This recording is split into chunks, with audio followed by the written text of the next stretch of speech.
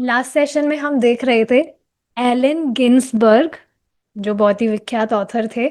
वे अपने साथ में दो लोगों को लाए थे जो एक पर्टिकुलर म्यूजिशियन ग्रुप से बिलोंग करते थे।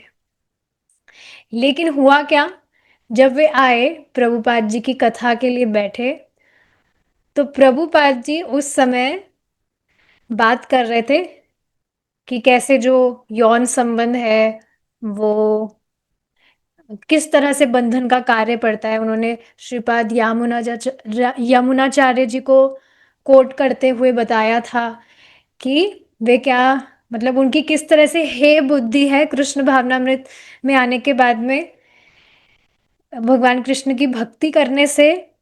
जब ये बात देखेंगे, जैसे जैसे व्यक्ति का हृदय शुद्ध होने लगता है तो सेंस ग्रेटिफिकेशन उसको बिल्कुल खराब लगता है, और ये सबसे ग्रॉस सेंस ग्रेटिफिकेशन है। तो इसको लेकर किस तरह से उनकी हे बुद्धि है, उस विषय में उन्होंने बताया था, और इस विचार पर वे थूकते हैं। तो जब ये सारी बातें, ये प्रवचन उन्होंने उन लोगों ने प्रभुपाद जी का सुना, तो उसके बाद में वे कभी भी वापस नहीं लौटे। तो ये बात समझनी चाहिए, यहीं पर बताया जा रहा है कि यहाँ हिप्पी एरिया में स्पेशली बात की जाए तो लोग इन सारी चीज़ों में सेंस ग्रेटिफिकेशन में ही थे, एलएसडी वगैरह, और ये जो ग्रॉस सेंस ग्रेटिफिकेशन है। लेकिन प्रभुपाद जी जब इस बीमारी के विषय में बात कर रहे हैं कि ये जो यौन जीवन का जो ये सुख है, जो व्यक्ति सुख जिसको मान रहा है, प्रभुपाद जी इसके विषय में बात कर रहे हैं, तो ये इनकी कोई स्ट्रैटेजी नहीं है। मतलब एक ऐसा इनका कोई प्लान नहीं है जिससे वो और ज्यादा फॉलोअर्स बढ़ाए। जबकि ये बात तो ऐसी है जिससे अगर कोई व्यक्ति ज्वाइन भी करना चाहेगा, लेकिन इतनी कठिन कठिन बातें सुनेगा तो वो तो तुरंत भाग जाएगा। तो ये प्रभुपाद जी की कोई स्ट्रैटेजी नहीं थी कि वे इस तरह से इस विषय में, इस टॉपिक पर बात कर रहे हैं। लेकिन इस बात को समझना चाहिए कि प्रभुपाद जी कभी भी सच को बदलने के लिए, मतलब सच को लोगों को कैसा लगेगा तो उसको बदल नहीं रहे थे प्रभुपाद जी। अब ठीक है, काफी लोगों को इस तरह से हैवी लग सकता है तो वो भाग जाए, लेकिन प्रभुपाद जी कभी भी जो वास्तविक मैसेज है, शास्त्र की जो बात है, उसको इस वजह से कि लोगों को अच्छा नहीं लगेगा, लोग चले जाएंगे, इस वजह से प्रभुपाद जी कभी उसको चेंज नहीं कर रहे थे। जो बात थी वो रख रहे थे। हालांकि उमापति, यहाँ तक कि जो उमापति हैं प्रभुपाद जी के शिष्य, उन्होंने जब प्रभुपाद जी को ये बात बताई कि यहाँ पर जो अमेरिकी लोग हैं उनको ये सारी बातें सुनना पसंद नहीं है कि यौन संबंध सिर्फ और सिर्फ बच्चे करने के लिए किया जाना चाहिए। जब ये बात उन्होंने बताई कि अमेरिकी लोगों को ये सब सुनना पसंद नहीं है, तो प्रभुपाद जी ने इस तरह से उत्तर दिया कि यहाँ अमेरिकी लोगों को प्रसन्न करने के लिए मैं सच नहीं बदल सकता। भाई ये बंधन का कारण है जो है, ग्रॉस सेंस ग्रेटिफिकेशन है, ग्रॉस इंद्रिय तृप्ति है तो है। तो अब यहाँ के लोगों को सुनना पसंद नहीं है तो इसका अर्थ ये नहीं है कि यहाँ के लोगों की प्रसन्नता के लिए मैं फिलॉसफी को चेंज करूं। अब स्टीव स्टीव गोल्डस्मिथ नाम के भी एक व्यक्ति थे, तो वो इस तरह से पूछने लग गए कि, देखिए क्या उन्होंने कहा, व्हाट अबाउट सेक्स, आज the ISKCON attorney Steve Goldsmith one evening speaking out from the rear of crowded temple। तो इस तरह से सभी लोग वहां पर उपस्थित थे, बहुत भीड़ थी, तो वहीं पर ही इस तरह से उन्होंने सबके सामने क्वेश्चन पूछा, ये व्हाट अबाउट सेक्स। तो प्रभुपाद जी ने यही बात बताई कि हाँ, ये जो संबंध है, यौन संबंध, ये सिर्फ अपनी पत्नी के साथ होना चाहिए, और वह भी रेस्ट्रिक्टेड है। ऐसे नहीं जैसे जो पशु लोग हैं वो लगे उस तरह से हो, इसमें भी एक रेस्ट्रिक्शन है जो हमें शास्त्र से ही मालूम चलता है कि सिर्फ बच्चे करने के लिए किया जाना चाहिए।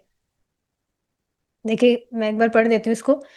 Sex is the propagation of Krishna conscious children.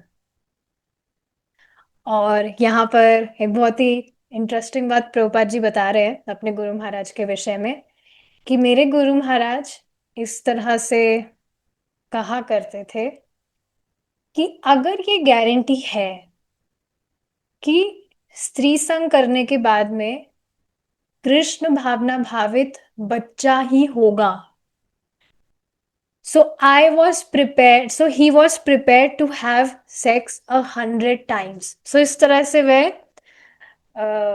स्त्री संग करने के लिए हजारों बार करने के लिए रेडी थे।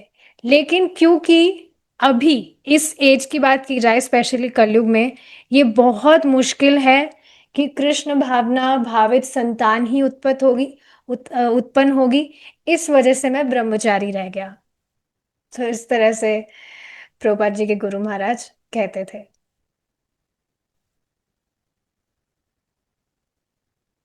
ठीक है,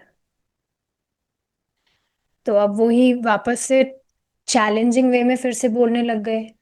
लेकिन ये जो इच्छा है ये बहुत स्ट्रांग होती है, बहुत तीव्र होती है। कोई भी जो आदमी है स्पेशली, वो किसी भी स्त्री के लिए इस तरह की, मतलब उसकी जो इच्छा है वो उसको त्याग नहीं सकता है, कि बहुत स्ट्रांग होती है डिजायर। तो प्रभुपाद जी इस तरह से बता रहे कि हाँ, इस वजह से शादी का कल्चर है। आप देखेंगे पशुओं में तो शादी नहीं होती है। ये भक्ति वृक्ष में भी इस तरह से बताया गया था। उसमें आप देखेंगे महाभारत से श्लोक है कि चार जो चीजें हैं वो पशुओं और इंसानों में समान है, लेकिन एक धर्म है जो इंसानों को, मनुष्यों को पशुओं से श्रेष्ठ बनाता है।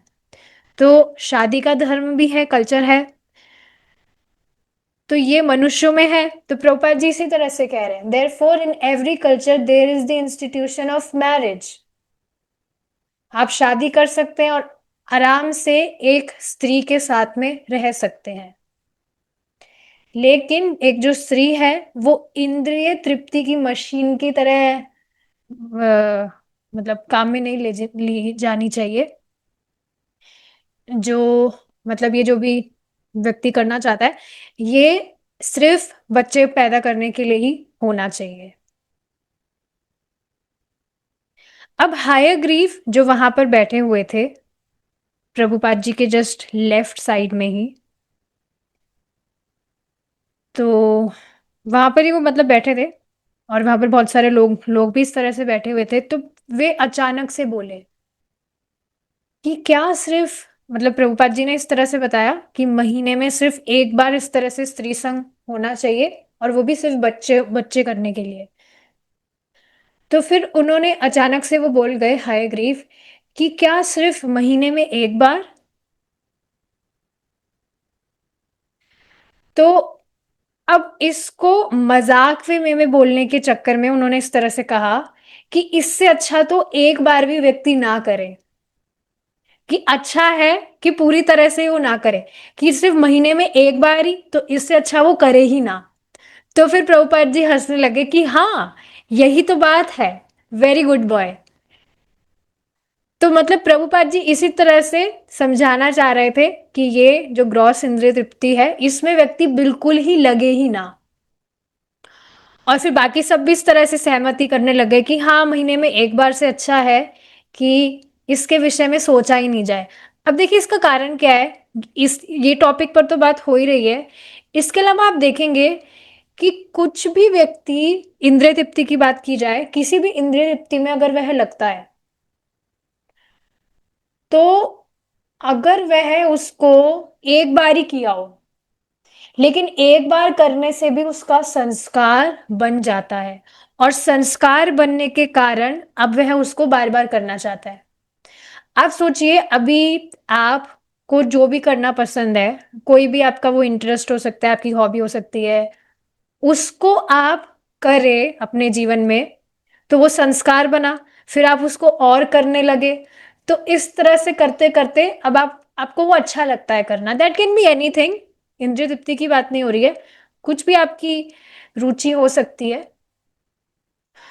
तो यहाँ पर बेसिकली ये पॉइंट समझना चाहिए कि किसी भी इंद्रिय तृप्ति में अगर व्यक्ति लगता है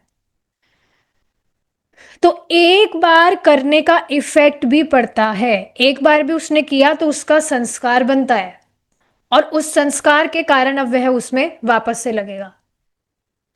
तो ये बात यहाँ पर डिस्कशन हो रही है कि महीने में एक बार करने से अच्छा है कि बिल्कुल ही किया ही ना जाए, क्योंकि फिर संस्कार बनने के कारण व्यक्ति उसमें बार बार लगेगा। तो बेस्ट क्या रहेगा कि इसके विषय में सोचा ही नहीं जाए और सिर्फ भक्ति की जाए, हरे कृष्णा किया जाए। तो बस फिर जब ये टॉपिक इस तरह से यहाँ पर अब एंड हुआ तो प्रभुपाद जी वापस से अपना चैंटिंग करने लगे और इस तरह से बताने लगे कि इस तरह से हम बच सकते हैं। बहुत सारी ये जो कठिनाई आती है, स्पेशली ये जो काम है, ये तो व्यक्ति को बहुत परेशान करता है, बहुत डिस्टर्ब हो जाता है व्यक्ति। तो अब इसको देखिए, हमने ये सब डिस्कस किया, इसके बिल्कुल ऑपोजिट आप देखिए। अभी प्रभु जी भी कुछ क्लासेस अभी ली थी प्रभु जी ने, तो उसमें ब्रह्मचर्य के विषय में बताया जा रहा था कि ब्रह्मचर्य का पालन करने से व्यक्ति का डेटर्मिनेशन बढ़ता है। This was the exact word, कि ब्रह्मचर्य का पालन करने से डेटर्मिनेशन बढ़ता है।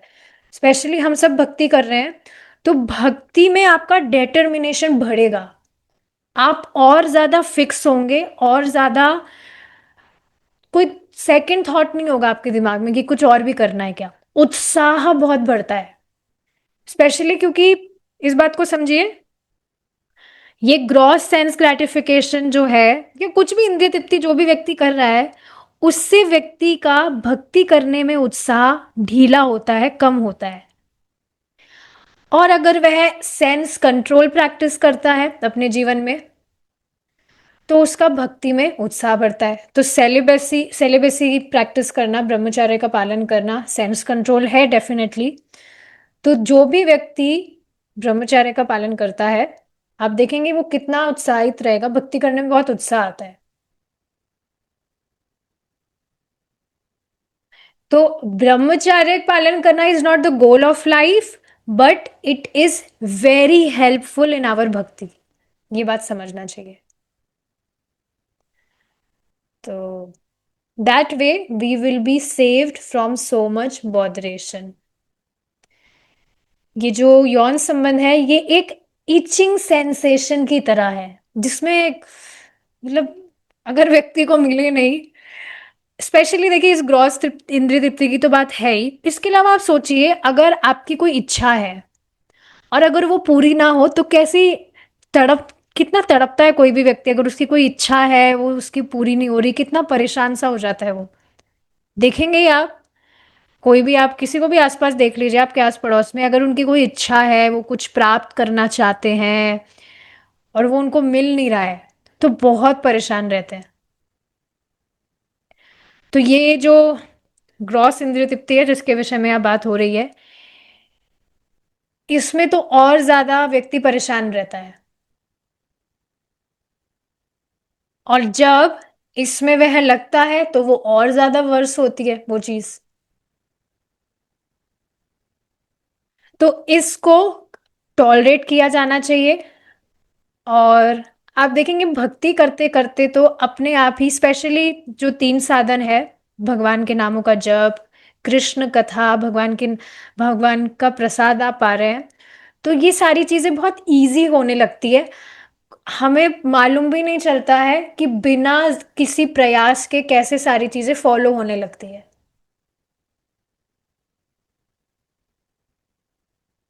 तो यही बात प्रभुपाद जी यहाँ पर बता रहे हैं कि भगवान से हमें प्रार्थना करनी चाहिए कि वे हमारी सहायता करे। ये आसान नहीं है, ये जो ग्रॉस इंद्रिय तृप्ति है, यौन संबंध, ये इस मेटेरियल वर्ल्ड का हाईएस्ट प्लेजर है। मतलब लोग इस तरह से मानते हैं। और ये बहुत ही बड़ा बाधा भी है, बंधन भी है इस भौतिक जगत में किसी भी व्यक्ति का। लेकिन आप देखेंगे यही चीज कितनी आसान हो जाती है अगर कोई भी व्यक्ति भगवान की भक्ति कर रहा है तो। ये बात मुझे बहुत अच्छी लगती है। कोई भी व्यक्ति अगर भक्ति कर रहा है तो उसके जीवन में से प्रॉब्लम्स तो जाने लगती है, मतलब दूर भाग जाती है एकदम, मालूम भी नहीं चलता है, क्योंकि वह भगवान की भक्ति कर रहा है, भगवान को प्रसन्न कर रहा है। इस बात को समझिए, किसी भी जीवन में, किसी भी व्यक्ति के जीवन में प्रॉब्लम्स का एकमात्र कारण है कि वह कृष्ण को संतुष्ट करने के लिए कुछ प्रयास नहीं कर रहा है। तो इस वजह से माया देवी उसको पीड़ित करती है।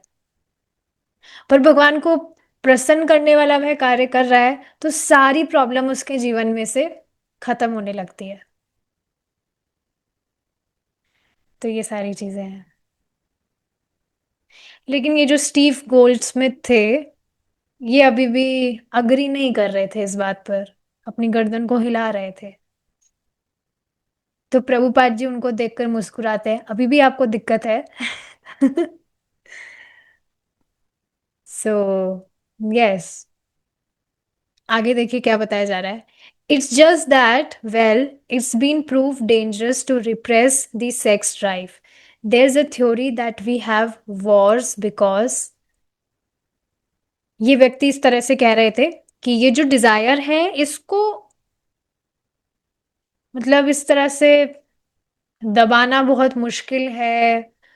और एक थ्योरी है कि यहाँ पर बहुत सारे वॉर हो रहे हैं, क्योंकि अब इससे कि पहले वो कुछ आगे बोलते, प्रभुपाद जी ने बीच में उनको रोक दिया। इस तरह से प्रभुपाद जी कहने लगे कि लोग मांस खा रहे हैं, तो जब तक लोग मांस खा रहे हैं तब तक लड़ाई झगड़े होंगे ही। और अगर कोई भी व्यक्ति मांस खा रहा है तो फिर उसकी ये जो ग्रॉस इंद्रिय तृप्ति है, यौन संबंध वगैरह, स्त्री संग आदि में, पक्का वह उसमें लगेगा। अब देखिए यहाँ पर कितनी अमेजिंग चीज बताई जा रही है ना। अभी हमने एक बात मतलब समझी थी कि भगवान का प्रसाद खाने से भी जो व्यक्ति है वो सेंस ग्रेटिफिकेशन में नहीं लगता है। अब देखिए यहाँ पर प्रभुपाद जी ने इसको सत्यापित कर दिया कि नहीं, कि आप जो खा रहे हैं उसका भी बहुत ज्यादा फर्क पड़ता है कि आप किस तरह की एक्टिविटीज में लगेंगे। भगवान का प्रसाद आप पा रहे हैं तो इसको आप बात समझिए, ये आपकी बॉडी को ही नरिश नहीं कर रहा है, ये वास्तव में आत्मा का, आत्मा का खाना है ये। जो भी आप भगवान से रिलेटेड कर रहे हैं, you are feeding your soul directly, directly ये आत्मा को तुष्ट करने वाला है। इसमें एक बहुत सुंदर बात अभी चल रही थी प्रभु जी क्लास में, जिसमें प्रभु जी ने एक सुषुप्ति अवस्था की बेसिकली बात चल रही है अभी शाम की भागवतम की क्लास में, कि मन की तीन बुद्धि की तीन अवस्थाएं हैं। तो इस तरह से, तो उसमें एक बहुत सुंदर एग्जाम्पल काफी बार प्रभु जी देते हैं, पर इस बार ये बिल्कुल अलग तरह से मुझे स्ट्राइक किया था। परम पूज्य जयपताका का स्वामी महाराज का एग्जाम्पल आपको याद होगा कि महाराज भी उस समय हॉस्पिटल में एडमिट थे और एक बच्चा था वो कोमा में गया हुआ था। तो उसके पेरेंट्स आए थे कि महाराज आप कुछ आशीर्वाद दीजिए बच्चा ठीक हो जाए। तो महाराज ने कहा कि इसको भगवत गीता सुनवाइए। तो अब बताइए, जो व्यक्ति कोमा में है वो बिल्कुल एकदम मरे के समान ही है, वो कुछ भी वो नहीं सुन रहा है ना समझ रहा है, लेकिन भगवत गीता उसको सुनाई गई। बाद में उसको जब होश आ गया तो उसको मतलब उसको याद था कि वह कुछ सुन रहा था। तो ये बात अलग तरह से कैसे स्ट्राइक की कि जो भगवत गीता स्वयं भगवान की वाणी है, क्योंकि यह आत्मा से डायरेक्टली आत्मा को टच कर रही है। वो व्यक्ति बेचारा कोमा में चला गया तो वो तो उसकी एक्सटर्नल स्टेट थी, आत्मा तो हमेशा जीवित है ही, आत्मा तो कोमा में नहीं जा सकती है। तो भगवत गीता उसको सुनाई गई, तो भगवत गीता जो भगवान की ही वाणी है वो डायरेक्टली आत्मा को स्पर्श करती है। तो आत्मा को वो स्पर्श की, इस वजह से उस व्यक्ति को याद था कि उसने कुछ सुना। तो इस बात को आप समझ रहे हैं? आप भगवान का प्रसाद पा रहे हैं, इस तरह से बताया जाता है भगवान का प्रसाद पाने से भी हमारी जो भोग वासनाएं हैं वो समाप्त होती है। और जो व्यक्ति भगवान का प्रसाद नहीं पा रहा है उसको माया पकड़ लेती है। तो ये जो तीन है ये प्रबल साधन है जो हमें बताए जा रहे हैं। Chanting, hearing and Krishna prasadam. Please don't take it for granted. Specially देखिए, अगर ज्यादा हियरिंग या पूरे 16 राउंड्स भी चैंटिंग नहीं कर पा रहे तो कम, आप सब कर ही रहे हैं, पर फिर भी अगर कोई नहीं कर पा रहे तो कम से कम ये व्रत तो लेना चाहिए कि भगवान के प्रसाद के अलावा मैं कुछ भी नहीं खाऊंगा। क्या इतना सा नहीं कर सकते हम? आप सब कर ही रहे हैं, पर क्या इतना सा नहीं कर सकते जो अगर नहीं कर रहे होंगे कि भगवान, अंततोगत्वा सब कुछ हमें भगवान ही तो दे रहे हैं। तो क्या हम इतना भी नहीं कर सकते कि सिर्फ हम ये व्रत ले कि मैं सिर्फ भगवान की झूठन ही खाऊंगा या खाऊंगी? ये बहुत भगवान को प्लीज करने वाला है कि आप भगवान भगवान का प्रसाद ही पा रहे हैं। और जबकि आपको कुछ कॉम्प्रोमाइज करने की भी जरूरत नहीं है, जो आपको पसंद है आप वो बनाकर खा सकते हैं। भगवान को भोग लगाइए आराम से। अब देखिए यहाँ कितनी अच्छी बात प्रभुपाद जी ने बताई कि जो व्यक्ति मांस खा रहा है तो वह इस तरह से इंद्रिय तृप्ति में लगेगा। यहाँ तक कि आप देखेंगे जो व्यक्ति साधारण खाना भी खाते हैं, ठीक है वो भी कुछ मतलब सात्विक व्यक्ति होते हैं वो, बट स्टिल ऐसा नहीं है कि उनमें कोई भोग की वासना नहीं है। इस बात को समझ लीजिएगा, इस भौतिक जगत में जो भी व्यक्ति है वो कभी भी प्योर व्यक्ति नहीं है। He is condition for sense gratification. अच्छे स्वभाव का वो हो सकता है, साधारण वो भी हो सकता है, लेकिन भोग वासना है। स्पेशली जो भगवान की भक्ति नहीं कर रहा है उसकी बात यहाँ की जा रही है। बहुत अच्छे चरित्र वाला वो हो सकता है, बट वो भगवान का भक्त नहीं है, भगवान का प्रसाद नहीं पाता है, भगवान कोई भोग लगा के नहीं खाता है, तो वो नहीं बच सकता है माया से वो। तो उसमें उस व्यक्ति की भी गलती नहीं है, आक्षेप नहीं किया जा रहा, वो हेल्पलेस है, माया नहीं छोड़ेगी। तो यही बात यहाँ प्रभुपाद जी बता रहे हैं। अब जो स्टीव गोल्डस्मिथ थे वो यहाँ जो प्रभुपाद जी का ये जो इस्कॉन सेंटर था इसके सपोर्टर थे। ऐसा नहीं थे कि ये प्रभुपाद जी के कोई द्वेषी वगैरह थे, प्रभुपाद जी की इन्होंने सहायता की थी। अटॉर्नी थे बेसिकली इस्कॉन के, जो भी फॉर्मेलिटीज, लीगल फॉर्मेलिटीज वगैरह है वो इन्होंने ही हेल्प की थी। लेकिन क्योंकि अब उनको ये टॉपिक्स पसंद नहीं आ रहा है, प्रभुपाद जी की बात पसंद नहीं आ रही है, तो इसका अर्थ ये नहीं है कि प्रभुपाद जी कृष्ण कृष्ण भावनामृत की शास्त्रों की बात को, जो फिलॉसफी है उसको चेंज कर देंगे। ऐसा प्रभुपाद जी कभी नहीं करने वाले थे यहाँ अमेरिकी लोगों को प्रसन्न करने के लिए, जैसे वो इस्कॉन को सपोर्ट भी कर रहे हो। पर इस बात को समझिए, ये बहुत ही सुंदर बात है। किसी भी व्यक्ति को प्रसन्न करने के लिए अगर आप शास्त्र की बात चेंज कर रहे हैं तो आप वास्तव में उसी से छल कर रहे हैं, क्योंकि आप उसको झूठ बात बोल रहे हैं। चाहे से सामने वाले को वो बात पसंद भी ना आ रही हो, लेकिन आप उसको सच बता रहे हैं, तो आप उसके वेल विशर है। पर उसको प्रसन्न करने के लिए अगर आप उसको झूठी बातें बताएंगे तो आप उसके साथ ही छल कर रहे हैं, उसका बेचारे का कुछ भला ही नहीं होगा। तो यद्यपि यहाँ लग सकता है कि प्रभुपाद जी तो बताओ यहाँ पर कठोर हो रहे हैं, ऐसी ऐसी बातें बता रहे, बट नो, प्रभुपाद जी वहां सबका बेनिफिट के लिए ही वहां पर गए हैं, सबका उद्धार हो। और उद्धार कैसे होगा? सच बात बताने से। वहां पर लोगों को प्रसन्न करने के लिए झूठ बात बोलने से तो ना तो भगवान प्रसन्न होंगे ना किसी का कुछ भला होगा। तो ये बातें हैं। ठीक है, अब हम आगे देखते हैं। जुडसन हॉल, वहीं पर ही वेस्ट साइड में 57th स्ट्रीट पर ये कोई हॉल था। और इसकी एक रात का रेंट था $200। तो अब राय रामा जो प्रभुपाद जी के शिष्य हैं, वे इस तरह से सोच रहे थे कि अब समय आ गया है कि प्रभुपाद जी न्यूयॉर्क के अ, जो मतलब और ज्यादा लोग सोफेस्टिकेटेड है, मतलब और जो, एक मिनट इसका एग्जैक्ट, यस, और लोग जो मतलब एडवांस है, मतलब बहुत पढ़े लिखे हैं, बहुत अच्छी पोस्ट पर है। न्यूयॉर्क मतलब यहाँ हिप्पी एरिया में तो सब बेचारे अपना घर वर छोड़कर ऐसे ही यहाँ पर नशे वशे में पड़े हुए थे। बट अब समय आ गया था कि प्रभुपाद जी उन लोगों को, उन लोगों के पास में जाए हु आर वेल एजुकेटेड और बढ़िया, मतलब अच्छे से जो लोग रहते हैं उनके पास में जाए। तो अब ये जो हॉल था जुडसन हॉल, ये पास में ही था, और यहाँ पर बहुत इस हॉल में इंटरेस्टिंग कॉन्सर्ट्स वगैरह लेक्चर्स वगैरह होते थे। ऐसा होता है, बहुत ऐसे कॉन्सर्ट्स वगैरह लेक्चर्स वगैरह होते हैं जहाँ पर इस तरह के लोग आते हैं अटेंड करने के लिए, अच्छे जो लोग होते हैं।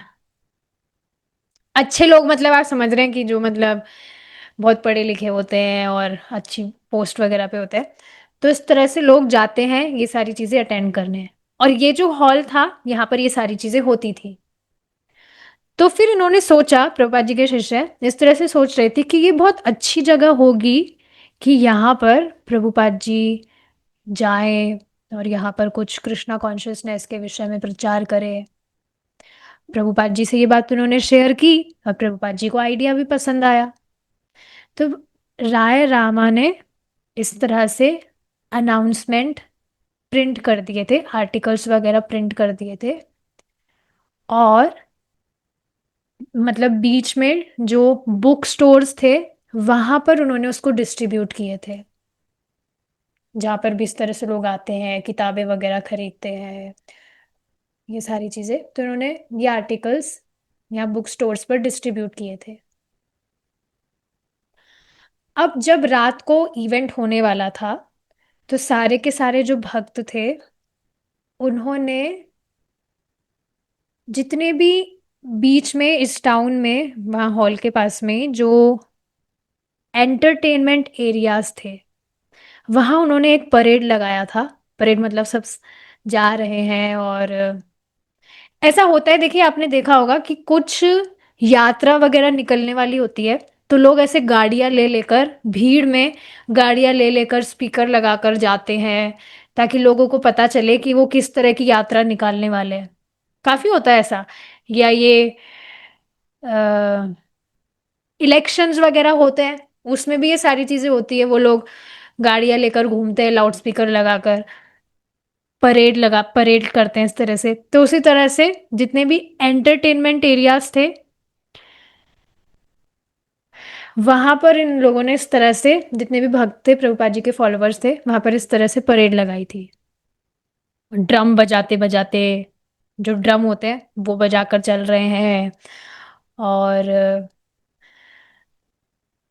हाथों में कुछ पोस्टर्स वगैरह लेकर चल रहे हैं ताकि लोगों को आइडिया हो कि ये हो क्या रहा है। गांव में भी ऐसा होता है, ढोलक बजाते हैं, कुछ अनाउंसमेंट करना होता है, सुनो सुनो सुनो गांव वाले, इस तरह से ताकि लोगों को पता चले। फिर वापस से इस तरह से परेड करने के बाद में ये लोग, ये जो हॉल था जुडसन हॉल, इसमें वापस से लौटते हैं प्रोग्राम के लिए। लेकिन उस समय उस प्रोग्राम को सिर्फ अटेंड करने के लिए 7 लोग ही वहां पर आए थे, ज्यादा भीड़ वहां पर नहीं थी। भाई कीर्तन वगैरह के लिए तो खुले में जब हो रहा है तो काफी भीड़ आ गई थी, पर यहाँ ये जो हॉल में प्रोग्राम होने वाला था यहाँ पर हर कोई तो नहीं आ सकता था। तो अब जब इस तरह से आर्टिकल वगैरह छापे भी गए, उनको डिस्ट्रीब्यूट भी किया गया, तो काफी कम लोगों ने इंटरेस्ट दिखाया और सिर्फ 7 लोगों ने ही उस प्रोग्राम को उस दिन अटेंड किया था। अब जो जितने भी डिवोटीज थे उनको थोड़ा खराब लगा कि मतलब उनको ऐसा दुख हो रहा था कि उन्होंने प्रभु प्रभु जी स्वामी जी का टाइम खराब कर दिया है ना, स्वामी जी के साथ में इस तरह से उन्होंने थोड़ा धोखा कर दिया। मतलब पहले तो स्वामी जी को इस तरह से बताया कि बहुत सारे लोग यहाँ आते हैं, हॉल में प्रोग्राम वगैरह होता है, लेकिन अब यहाँ पर तो कोई अटेंड करने ही नहीं आया, तो उनको बहुत खराब लग रहा था। और पूरा 1 मंथ का जो रेंट देना होता है, वो सिर्फ उन्होंने यहाँ पर एक रात में पूरा रेंट भी यहाँ पर खर्च कर दिया, और लोग भी यहाँ पर नहीं आए। तो इस तरह से कहने लगे कि स्वामी जी अगर आप चाहें तो हम ये प्रोग्राम कैंसिल कर सकते हैं। राय रामा ने इस तरह से कहा। बट प्रभुपाद ने कहा कि नहीं, हम खुद कीर्तन करते हैं, चैंटिंग करते हैं, और फिर प्रवचन करेंगे। तो ये बात आपने पहले भी सुनी होगी कभी, किस तरह से प्रभुपाद जी हॉल में कुछ अपना प्रवचन वगैरह कर रहे थे और वो पूरा खाली पड़ा था, सिर्फ कुछ ही लोग यहाँ वहां पर थे। Is it not? तो ये यहीं से कुछ था। तो जो डिवोटीज थे वो इस तरह से स्टेज पर गए, और मतलब खुद ही प्रभुपाद जी के सारे फॉलोअर्स वहां पर इकट्ठे हो गए, और फिर सब इस तरह से कीर्तन करने लगे, नृत्य करने लगे प्रभुपाद जी के साथ में। और फिर वापस से वह बैठ गए थे पीछे, जब प्रभुपाद जी कुछ प्रवचन कर रहे थे। पूरा हॉल खाली पड़ा था, और बहुत सारे लोगों के लिए था वो हॉल, पर पूरा खाली पड़ा था, और प्रभुपाद जी की जो आवाज थी वो गूंज रही थी पूरे हॉल में, क्योंकि वो खाली था। फिर पूरा प्रवचन होने के बाद में प्रभुपाद जी ने पूछा कि किसी का अगर कुछ प्रश्न है तो बता सकते हैं। तो वहीं पर एक कोई व्यक्ति था, कोई युवक था, प्रभुपाद जी से 15 सीट पीछे, वो 15 की 15 सीट खाली थी, उससे 15 सीट पीछे वो था। और उसने पूछा कि क्या पूछा, whether he was correct in understanding that the swami's philosophy was primarily for reforming destitute young people।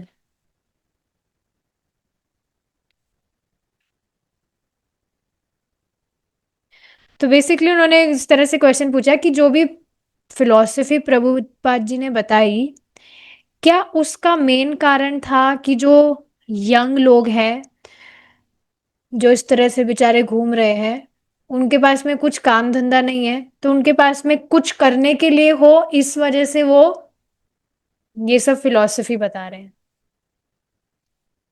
है ना। मतलब जो लोग, मतलब ये फिलॉसफी उनके लिए है जिनके पास कुछ काम धंधा नहीं है, जो बेचारे गरीब हैं, निठल्ले हैं, उनके लिए है। लेकिन नहीं, प्रभुपाद जी ने इस तरह से बताया, नहीं, इस भौतिक जगत में हर कोई व्यक्ति ही गरीब है। इस बात को समझिए, बहुत इंटरेस्टिंग बात है। कोई भी व्यक्ति पैसे से, उसके पास में बहुत ज्यादा पैसा है, या बहुत उसके पास में ऐशो आराम है, उससे नहीं समझा जाना चाहिए कि वह बहुत अमीर है। वास्तव में अमीर व्यक्ति वह है, इसको प्लीज ध्यान से समझिए, वास्तव में अमीर व्यक्ति वह है जिसको भगवान का ज्ञान है, स्पिरिचुअल नॉलेज जिसके पास में है, आध्यात्मिक ज्ञान है कि किस तरह से वो यहाँ फंसा हुआ है, और उसके पास में ज्ञान है कि कैसे ये जितनी भी सफरिंग्स इस मटेरियल वर्ल्ड में है, इसको कैसे हमेशा हमेशा के लिए खत्म किया जा सकता है, वह वास्तव में धनी है। तो प्रभुपाद जी इसी तरह से समझा रहे हैं कि इस मटेरियल वर्ल्ड में हर कोई व्यक्ति बेचारा गरीब है, गुमराह है।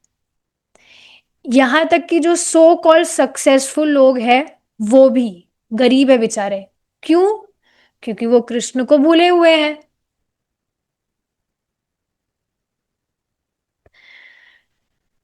तो ये चीज थी। अब प्रभुपाद जी इस तरह से शॉर्ट में चीजें बताते थे, लेकिन अब बेसिकली प्रभुपाद जी विचार करने के लिए कुछ खाना कुछ मतलब कुछ खाना व्यक्ति को देते हैं ताकि अब अगर कोई भी व्यक्ति इस पर विचार करेगा जो भी प्रभुपाद जी ने शॉर्ट में बात बताई और उसको इंटरेस्ट होगा तो वो प्रभुपाद जी की क्लासेस में आएगा फिर से, क्योंकि क्लासेस तो फ्री है, उसके लिए तो कुछ भी नहीं है। तो प्रोग्राम के बाद में प्रभुपाद जी वहां कुर्सी पर बैठ गए थे जहां पर एग्जिट था, एग्जिट गेट जहां से लोग बाहर निकलते हैं। और फिर कुछ लोग जो थे वे वहां से निकल रहे थे। कुछ जो लोग थे वो मतलब एक एक कोई कपल था, दे वर वेरी रेस्पेक्टेबल लुकिंग। उन्होंने अपने आप को इंट्रोड्यूस करवाया प्रभुपाद जी को। प्रभुपाद जी वहां पर एकदम सीधे बैठे थे अपने हाथ को इस तरह से जोड़कर, और प्रभुपाद जी ने उनको देखकर स्माइल किया। ब्रह्मानंद की जो माता जी थी वो भी वहां पर थी, और प्रभुपाद जी, उनकी जो माता जी थी उनके प्रति उनका जो व्यवहार था वो फ्रेंडली था बहुत। लेकिन वास्तव में जितने भी भक्त थे वो थोड़े डिप्रेस थे, क्योंकि इतना बड़ा हॉल भी ले लिया और ज़्यादा कुछ लोग भी नहीं आए। तो थोड़ा उनको दुख हो रहा था, थोड़े डिप्रेस थे कि स्वामी जी प्लीज़ हमें क्षमा करिएगा, हमने आपको यहाँ बुलाया भी पर ऑलमोस्ट कोई भी नहीं था यहाँ पर। राय रामा इस तरह से माफ़ी मांग रहे थे प्रभुपाद जी से। पर प्रभुपाद जी, ये देखिए वही मैं सोच भी रही थी कि ये वही पास टाइम है क्या। फिर प्रभुपाद जी ने अपनी जो आईब्रोव्स है उसको ऊपर किया, और प्रभुपाद जी ने कहा कोई भी नहीं? तुमने नारद जी को नहीं देखा? तुमने ब्रह्मा जी को नहीं देखा? सबके सब यहाँ पर उपस्थित थे जब हम हरे कृष्णा का कीर्तन कर रहे थे। तो यहाँ तक कि जो देवी देवता हैं उन्होंने भी पार्टिसिपेट किया था, वहां कुर्सी पर बैठे थे। मैं सोच भी रही थी कि ये वही वाला पास टाइम है क्या, सो यस ये वही था जिसमें पूरा हॉल खाली था। लेकिन स्टिल प्रभुपाद जी बहुत एब्जॉर्प्शन के साथ कीर्तन कर रहे थे एंड ही वॉज हैप्पी। उन्होंने कैंसिल नहीं किया क्योंकि वे देख पा रहे थे कि नारद जी आए हैं, ब्रह्मा जी आए हैं, बाकी देवी देवता आए हैं अटेंड करने के लिए। ये देखिए जो शास्त्र की बात हम सुनते हैं ना, ये वास्तव में सच है। पर क्योंकि हमारी जो इंद्रियां हैं वे अभी चिन्मय नहीं है, इस वजह से अभी हमें समझ नहीं आता है, कुछ दिखता नहीं है। बट शास्त्र की बात एकदम सच है। प्रभुपाद जी तो स्वयं गोलोक से ही आए हैं, उनको तो सब कुछ मालूम है। तो वे देख पा रहे थे नारद जी बैठे हैं, ब्रह्मा जी बैठे हैं। सोचिए आप, यहाँ पर ये जो हम बातें पढ़ रहे हैं ना, ये कोई ऐसे नहीं कि ऐसे ही कुछ है, कोई फिक्शनल बुक नहीं पढ़ रहे हम यहाँ पर। और जिस भी व्यक्ति को इन सारी बातों पर श्रद्धा होगी, विश्वास होगा, तो समझ लेना चाहिए कि हम किन के शेल्टर में हैं। इतने ग्रेट आचार्य के शेल्टर में हम हैं, प्रभुपाद जी के, जो साक्षात जब कीर्तन कर रहे हैं तो नारद जी को देख रहे हैं, ब्रह्मा जी को देख रहे हैं। Can you just see this. तो कोई भी व्यक्ति इन सारी बातों पर विचार करेगा तो वो अपने भाग्य की सराहना करेगा कि वो किस मूवमेंट का मेंबर है, जिनके आचार्य स्वयं शिला प्रभुपाद हैं। तो वापस से सब टेम्पल गए, और प्रभुपाद जी ने जो राय रामा है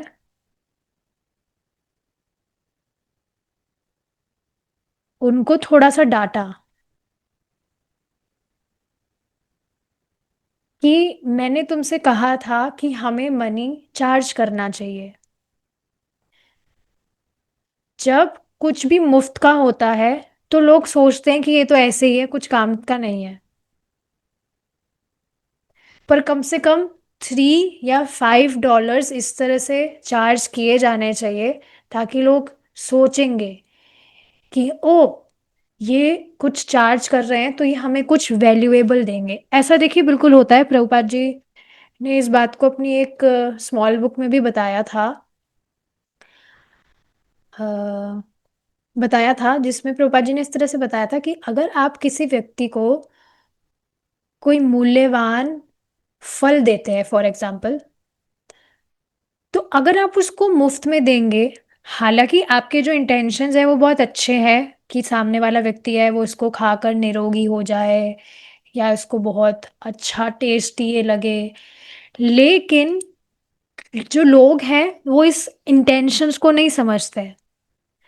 अगर आप कोई भी फोकट में फ्री में कुछ भी सामने वाले को देंगे, तो वो समझेंगे नहीं कि भाई ये व्यक्ति मुझे फ्री में कोई अच्छी चीज क्यों देगा, इसका जरूर मुझसे कुछ स्वार्थ होगा या जरूर इसमें कुछ गड़बड़ है इस वजह से मुझे मुफ्त में दे रहा है। इस तरह से लोगों की बुद्धि होती है। ले तो हाँ, इस वजह से वे बहुत अच्छी चीज भी उनको क्यों ना दी जा रही हो, बहुत अच्छे इंटेंशन से वो उसको नहीं स्वीकार कर पाते हैं। तो ऐसे कुछ यहाँ पर भी प्रभुपाद जी बता रहे हैं कि चाहे से 3-5 डॉलर ही आप चार्ज करें, बट किया जाना चाहिए ताकि लोगों की आदर बुद्धि हो कि हाँ हमें कुछ वैल्यूएबल चीज दी जाएगी।